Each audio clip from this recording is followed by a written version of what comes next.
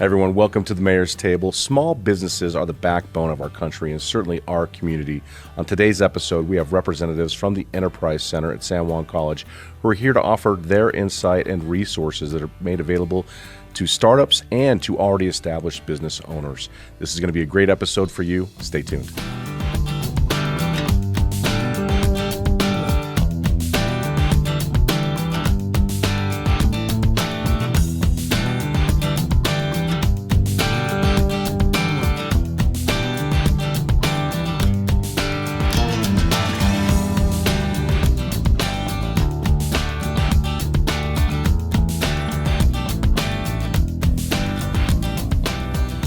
Hi everyone, welcome to the Mayor's Table. I hope you're having a great fall here in the Four Corners. It's a beautiful time of year.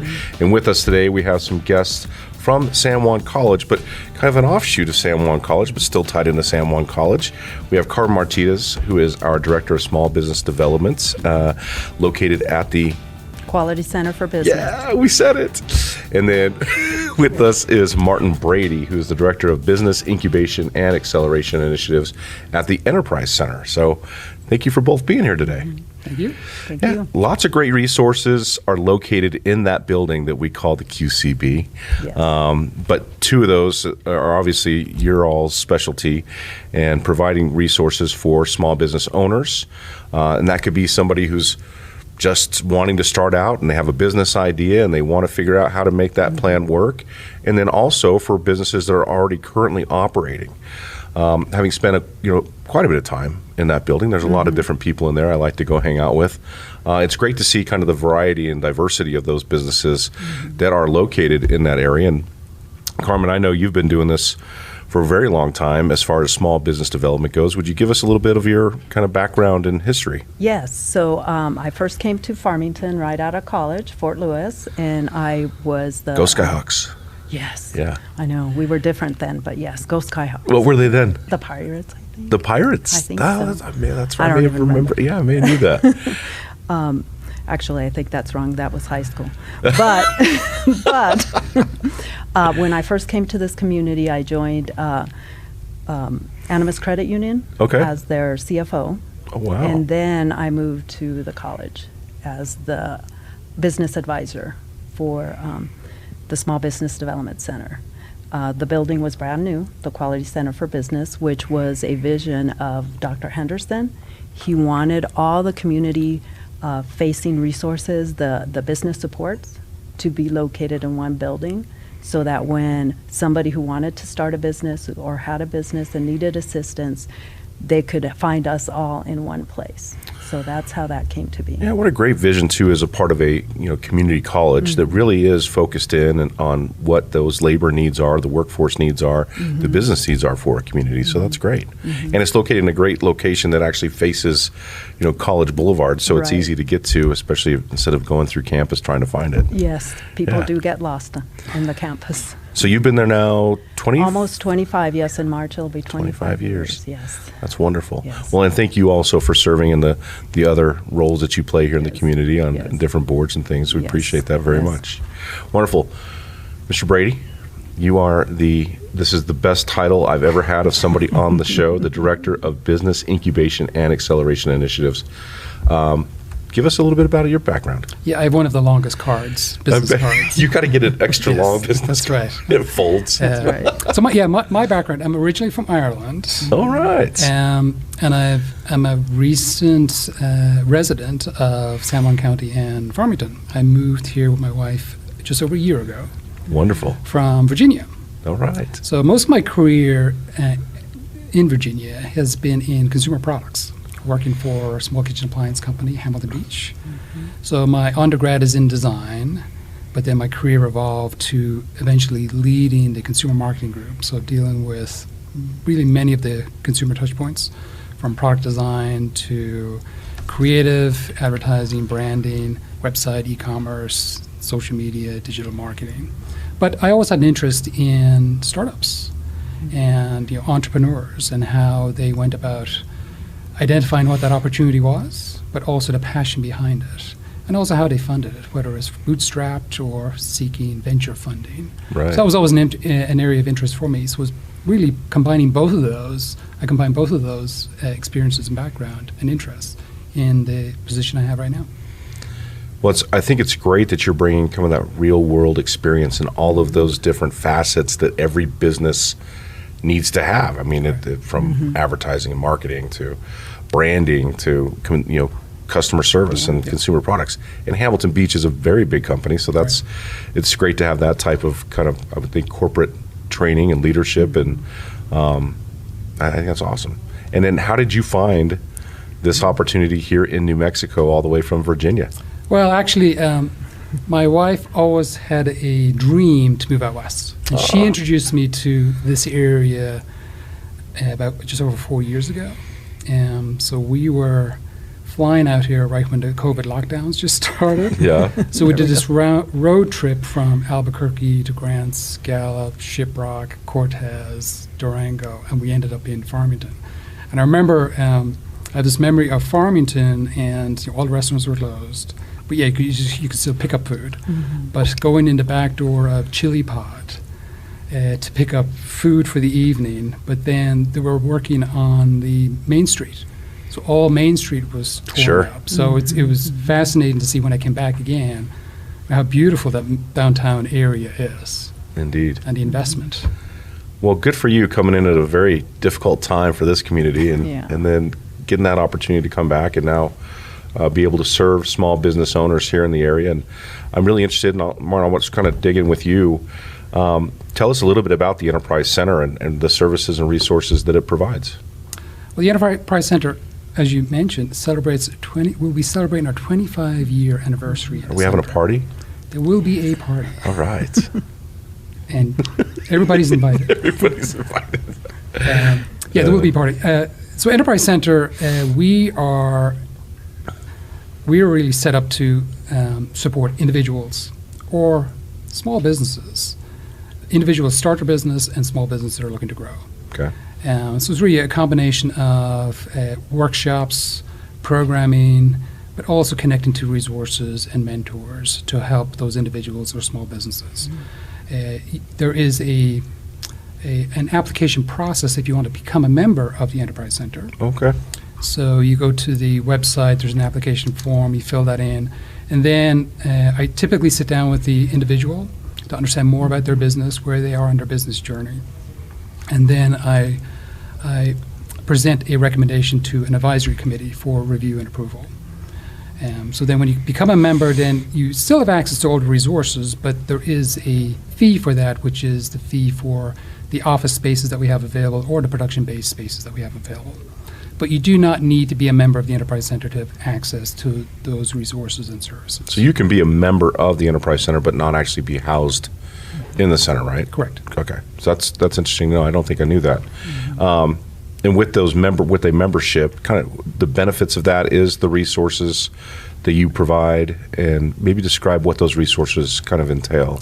I guess it could vary based on the kind of business that you're trying to open. It could vary. I mean, we have programming that is that can help an individual understand what it takes to form a business and develop a business plan, understand what customer discovery is. So we have workshops around that, but also we have like additional economic and business development partners like SBDC co-located at the Quality Center for Business Building.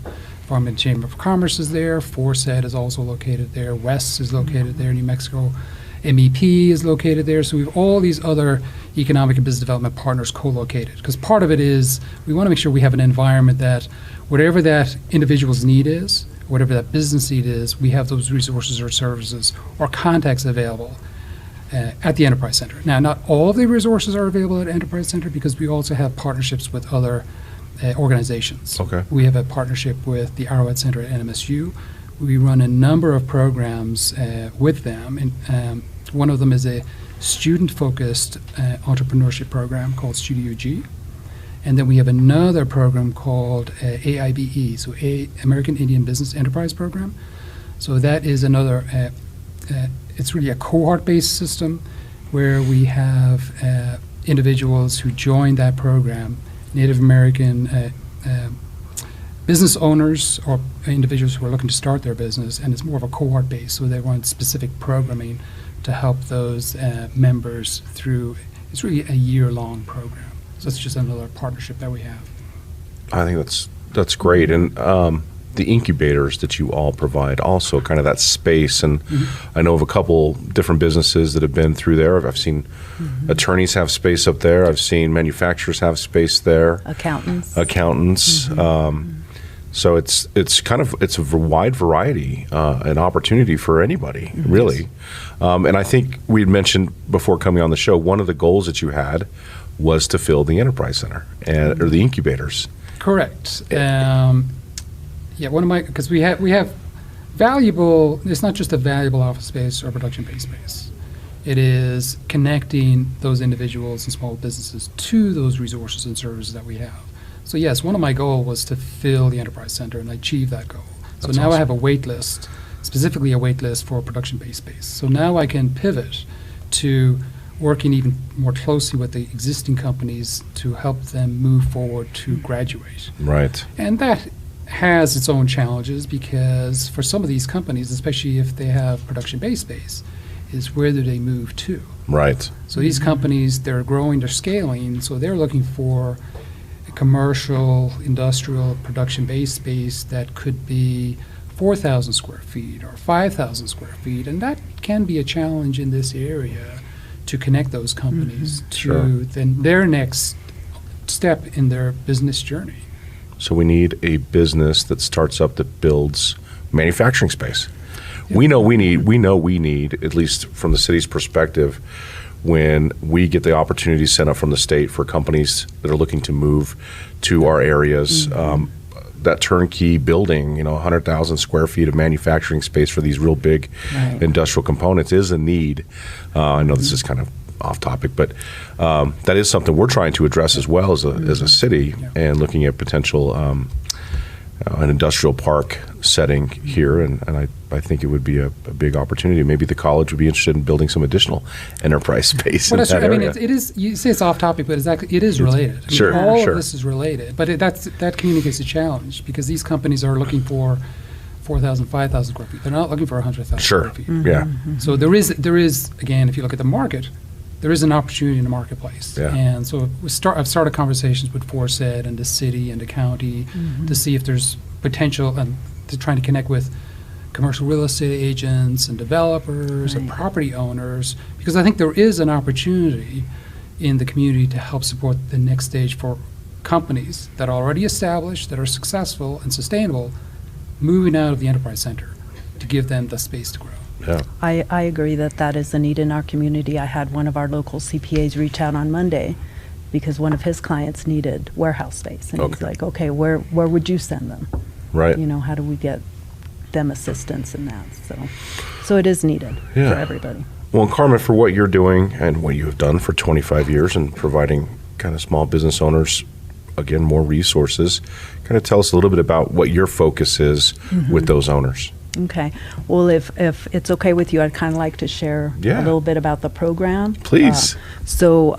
We are part of the New Mexico Small Business Development Center, the network, and within that, we have 18 centers, and we have consultants in all those centers. So Bill and I are here in San Juan County, but we can also rely on the expertise that the other 18 centers have. So if somebody comes to us with a question that we are not experts in, we can definitely bring that other individual in to join us in a counseling session. Within the NMSBDC, we also have Apex, which works solely with business owners to help them obtain government contracts. Oh, So really? they can help them register with the System Awards Management database to get that process started. Yeah. We also have our International Business Accelerator. Jerry Pacheco and his team can help our local community, and they have helped several businesses in San Juan County to export their products or services out of the country. Okay, and then our Technology Commercialization Accelerator is our latest program. Steffi is located at New Mexico Tech, And so she deals strictly with helping people to commercialize their technology, whether that be through patents, trademarks, copyrights. So we support businesses in all their life cycle. So we work a lot with startups. Somebody who wants to start a business, they come in with an idea. We ask them a whole bunch of questions to gauge their skill level and to understand what resources they need from us, and we're able to connect them with that. We will help them with the planning. Martin mentioned customer discovery. We want to make very sure that there's customers for them to be able Right. to sustain the business and their families, Yeah.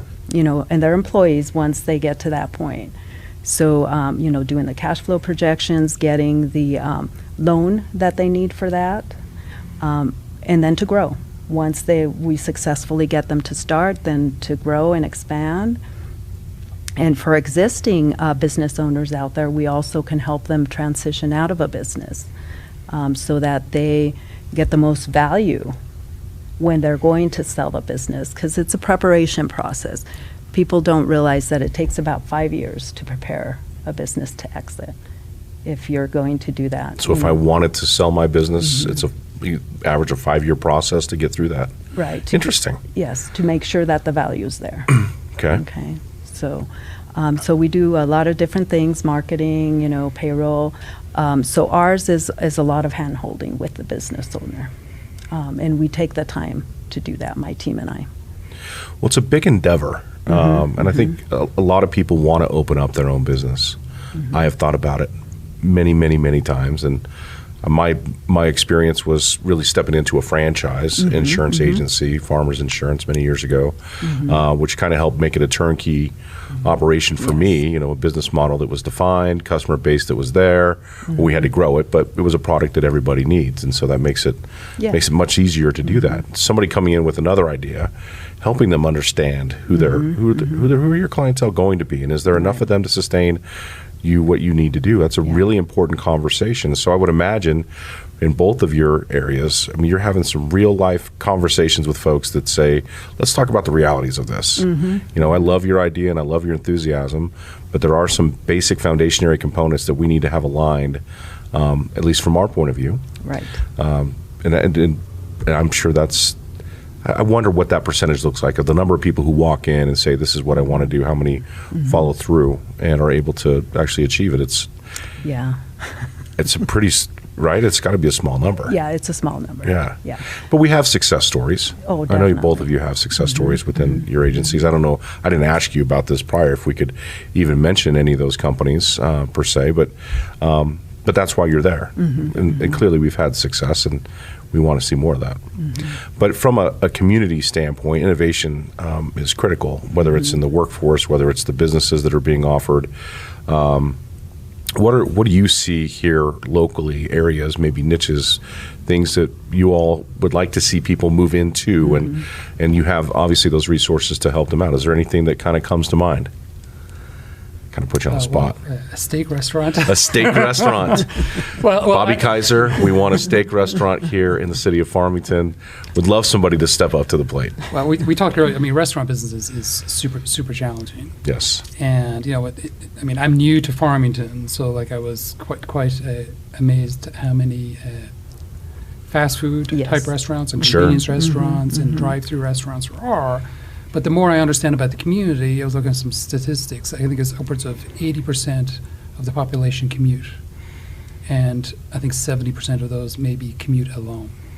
So, you have to look as much as the product. The demographic is important. Yeah. It's as much as we have individuals coming in looking to start a business, and they're focused on the product or the solution.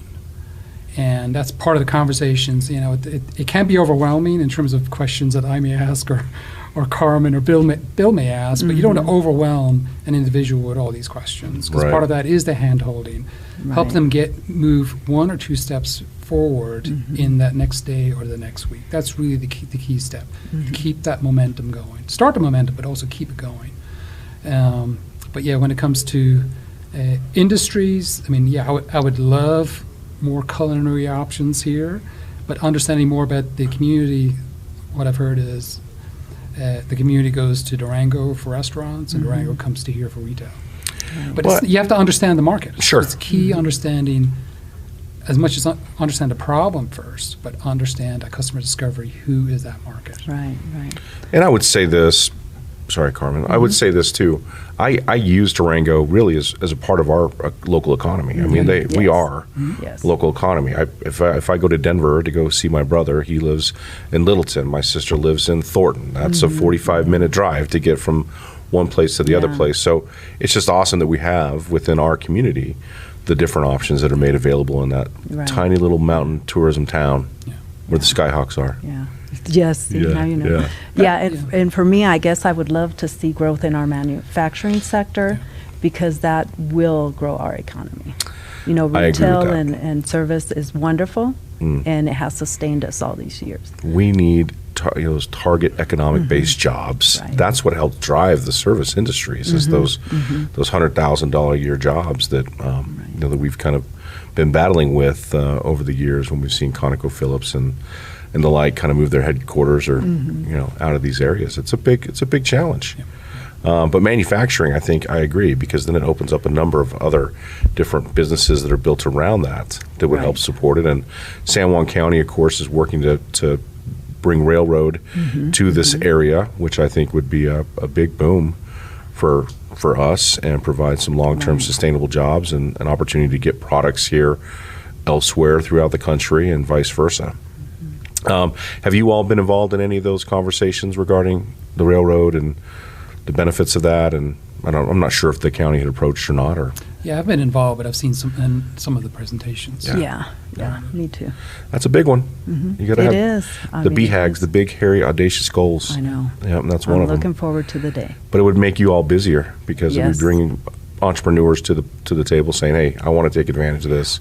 How can I do that?" But it would make my job easier too because the opportunities will be there Right? Yes. Be where able they to are not necessarily there right now. put people. Yeah, that's right. Point them in the right direction. Wonderful.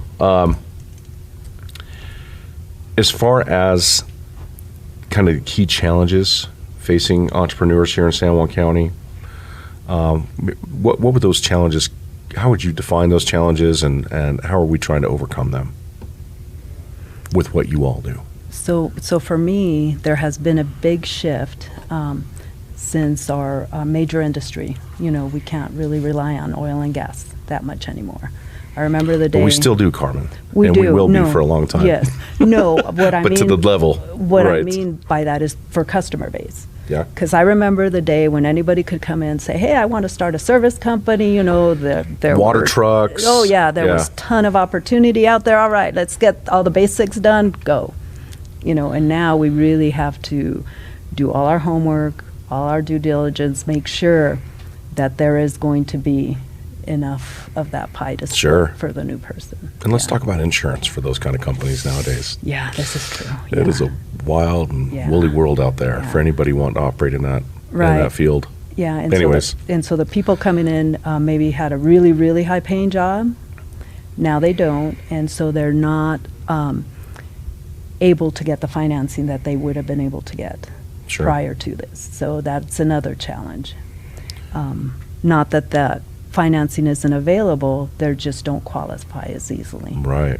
you know, Yeah. with a reduction in their income. So our major industry challenge there being that there's less opportunity for those individuals looking to be, their own bosses. Yeah. And there's and by the number of things that are stacked up against it continue to grow. Martin, what do you see on your side? I would say one of the challenges, it is a rural environment. Mhm. I think but again, you just have to understand that, and just access to resources can be challenging. But also part of the challenge from an entrepreneur perspective is time. Where do they invest their time? Because I think a lot of individuals who come in, and I meet with, and even businesses that are in the enterprise center, sometimes they just they don't have a value of what their time is worth and where that time should be allocated. So that's a key piece. And if you're thinking about starting a business, that's one, as much as where the funding's coming from. I mean, to look at where the profit is, but also time is a key part of that. and how much time. Look, if you're moving from a salary job, or if you want to have like an annualized salary, you can take that number and figure out what your business really looks like in terms of the cost of goods, what your margin is, operation costs, and what you're actually going to pay yourself. And the learning curve Yeah. to get to that. How long does it take somebody who's got an idea? You know, they come in, they're fresh. Let's say it's an idea that you know what, this is viable. There's something here. We can try and what does it look like to ramp them up to a point where they can actually open their doors or begin selling their product or services? Like, I mean, I know it varies, obviously, but especially based on the individual and the assets and resources that they're bringing to the table, both their personal and financial and know-how. Yeah, it really depends on what the idea is and what the business is. You know, if you're looking into food space, I mean, certainly you can start with occasional selling at fairs just to kind of prove it out. Then you can move into maybe a food truck. And the advantage of a food truck is you can actually use the food truck to help figure out where your market is. You can move as much as food truck at events, you can set up your food truck specific locations around like the Farmington or San Juan County area, and that can help identify where the most traffic is to determine where you actually transition into maybe a restaurant space. Yeah. But if you're talking about a digital product, the time it takes to get from an idea to they call it a minimal viable product, can be pretty short. And the advantage of an MVP is just to get something out to get feedback. It's not about having a perfect product. And that's sometimes the entrepreneurs and the innovators' dilemma, spending all the time and energy perfecting the idea and perfecting the product, and not working on the market and proving the market. The advantage of just getting a proof of concept out there, like an MVP, that helps you evaluate the marketplace, but it gets you feedback to refine your product and idea. And that's one thing that we didn't actually mention is the Big Idea Makerspace at the Enterprise Center at QCB. I mean, that's a wonderful opportunity if somebody has an idea to prototype it and to test it out. And we've all sorts of high-tech printers, 3D printers, fabric printers, sticker printers. We have a full metal shop. We have a full woodwork shop. And that's open to the community. Anybody from the community can walk in there.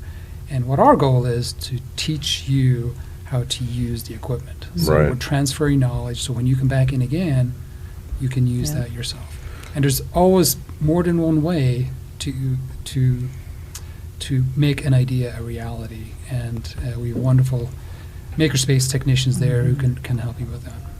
I'm glad you brought that up, because that is an amazing facility with so much opportunity for folks. I mean, I don't want to go out and buy all these machines and I don't have to. You know, that upfront cost is a big upfront cost, but I need to see how I can do this, and having an expert on site, and it's opened the entire community. I don't think we talk about that enough. When it first opened, we put a lot of fanfare and things around it, but I wonder, is it being utilized as much as, obviously it's probably not being utilized to its full effect. I mean, is it being utilized? It is. Frequently? I mean, in the last year, we continue to grow visits and usage of all of the machines. Now, we have some machines that are used more often than others. I mean, we have some high-tech machines, like we have a Haas CNC milling mill, a mini mill machine. So that requires some specific training and almost certification to actually use that machine. But one of the other things we offer the community this year, we provided CNC training. We had a trainer come in from Colorado to train people that were interested in learning how to use the CNC machine. So that's other things that we provide to the community. So we were always polling what is needed in the community, either from an individual perspective or entrepreneur or small business perspective, understanding what their needs or interests are, and because we can wrap programs and education and workshops around that. The Makerspace has we have a number of workshops and classes, regular workshops and classes. I think we have one coming up in the next week or so, and it's to learn how to use one of our laser etcher machines. Okay. But you will learn how to use the equipment. You'll actually walk out of there with a product, and it's like a Halloween-themed takeaway. Yeah. I was wondering that, and are we seeing the high schools come in to do tours and expose the students to those? We have lots of tours. We have high school tours. We have In the summer, we have the kids. kids College, yeah. and we actually have a tour coming up in, I think, a week or so from Gallup. All right. So we have a group of students coming up from Gallup, and it's part of a National Manufacturing Day, which is run through New Mexico MEP. Sure, sure. Very good. On that side, I know when I got into the business of insurance, one of the key components for me was networking.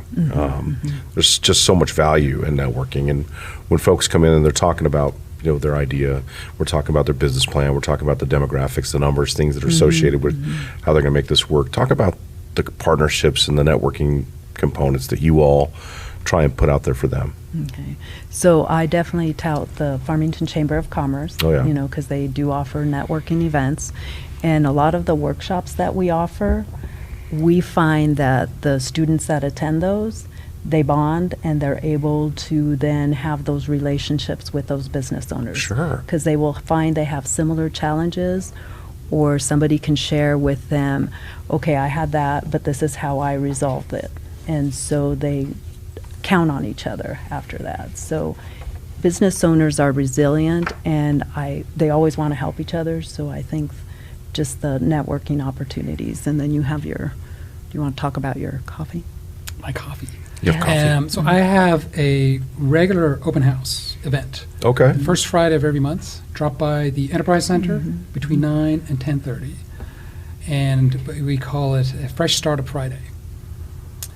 So it's an opportunity for me to share updates on what's happening at the Enterprise Center, programming workshops. But it's an opportunity for me to get the businesses out of their offices. So we actually walk around and knock on the doors because they're all busy to get Sure. them out. Because part of that is that networking is just sharing stories. And entrepreneurship can be a very lonely journey. And just sharing stories or hearing other entrepreneurs' experiences can help them feel part of that broader community. So it's a regular event. So we have updates from the Enterprise Center. We have, and I work with the companies to practice their elevator pitch, so Yeah. they can communicate who they are, what they do as a company. And then we also have community members coming in. So we have a number of different companies who come in, individuals come in who are interested in interested in innovation, they may already have a small business, but they're looking to network, Yeah. or they're looking for resources or programming that can help support them, but they may not be members of the Enterprise Center. And it's an opportunity for new companies who have come into the Enterprise Center, introduce themselves and introduce their value proposition, who they are, what they do, and what their needs are. So again, it's really fostering that sense of community around entrepreneurship, but also around innovation. So I also have another event coming up. I did this last year. I call it Innovation Week. Okay. So November 11th to the 15th, the afternoons from 12 o'clock to 6 o'clock. I'm working on a program of activities. So a number of different subject matter expert presentations. I'm hoping I can recruit a number of entrepreneurs out there who will come in and share their entrepreneurial story, because I think that's super important. As a learning process, but just to share and build that sense of community. And I actually have a SCORE. So SCORE is a business mentoring program nationally. So I've connected with the SCORE team out of Santa Fe. So I have a presenter from SCORE coming in to present for 2 days. And then I'm hoping to have a manufacturing showcase on Friday with some of the companies that are at the Enterprise Center, but also run tours and maybe some hands-on workshops at the Makerspace. So it's a full week of activities. Very robust. Yes. I love it. And on Thursday, Steffi Rollins That's with right. our Technology Commercialization Accelerator will be here. So that's that Thursday. If anybody out there has technology needs and would like to visit with her, she will be available too. That's great. Way to connect the community to those resources. And we use the word resources, but to the people with real firsthand knowledge and experience and understanding, and have seen the ins and outs and the ups and downs, and those who've made it and those who haven't, and what it takes to actually create a sustainable industry, a business. And some companies individuals, if the business doesn't work out, they're learning from it. Yeah. They don't always just stop there. They're Right. moving on to Yeah. the next business opportunity. Sure. That's that entrepreneurial mindset. I appreciate entrepreneurs and the way their heads work and trying to find that niche and how to fill that niche. And there's a problem. How do we solve that problem? And there's opportunity here. Outdoor recreation is one that we've really been focused on, bringing in manufacturers who create manufacturing gear, bringing in tour or opening up opportunities for tour guides to create tour businesses, to take people out to these awesome areas that are here in the Four Corners. I mean, I think that's an industry that we could see grow. I know if we go out to our fly fishermen and all of our guides out there on the San Juan River, those folks have built an entire industry out of outdoor recreation and fishing out there, and it's kind of, for me, that's kind of the model. How do we achieve that with these other areas that we have here also? So have we seen anybody come in that's interested in doing outdoor recreation business? Actually, yes. One of our newest companies All right. is in the outdoor rec space, Sasquatch XC. So they're moving from Silverton, moving their manufacturing and assembly operation from Silverton to Farmington. So they moved in last month and moved into one of our production bays, and that's one of the wait lists that I have for the production bay. They need so they currently have 1,000 square feet, but they need another 2,000 square feet. Okay. So they've started a production. They've actually already completed one trailer, so it's great to see a trailer. So they're building trailers. They're building Yes. off-road tow-behind trailers. So this Okay. is serious off-road, Yeah. like off the grid. So it's super impressive to see where they started and just they've already turned. Are one. these camper trailers? Camper Are these, trailers, Oh, yes. wonderful. Yes, and they already have a wait list. So they're moving to Farmington because they need the employees who have that manufacturing and machinist background and experience, but they also need the space. Yeah. Right. So they have the space at the Enterprise Center so they can improve their productivity, so they can turn over the production and manufacturing of those trailers faster to support their wait list of orders. Wonderful. But also it's a little bit of an easier environment to work here in Farmington than, say, Silverton, because Right. they have just weather, so many weather. Snowing there right now. In Silverton. So they're so actually we just issued a lease for the second bay. So we have a plan for the second bay for them. So they'll be moving into their second bay by early November, if not sooner than that. Yeah. That's great news. Yeah, so we were involved in helping them get a foreign corporation in New Mexico. Okay. And, it's public. They got J-tip funds as well. So, I mean, New Mexico's been very welcoming, I hope. That's a good story. And they've already have some new hires. Okay. Well, where can people go to get more information? I mean, obviously the websites are important. You can come into the QCB and talk to you all, but what do you recommend? I always recommend coming into the Enterprise Center. Now, Yeah. It can be difficult to find because even people who work at San Juan College and even students at San Juan College Where is it? don't know where we are. Right. 5101 College Boulevard. So if you know, typically a landmark, an easy landmark is the School of Energy, which is right on the corner. Yes. It's where the next building down from the School of Energy.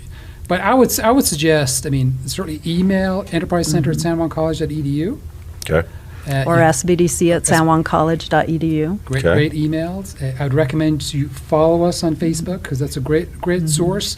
And the advantage of Facebook is if you have a question, message us on Facebook because then when we answer your question, everybody else can see the answer.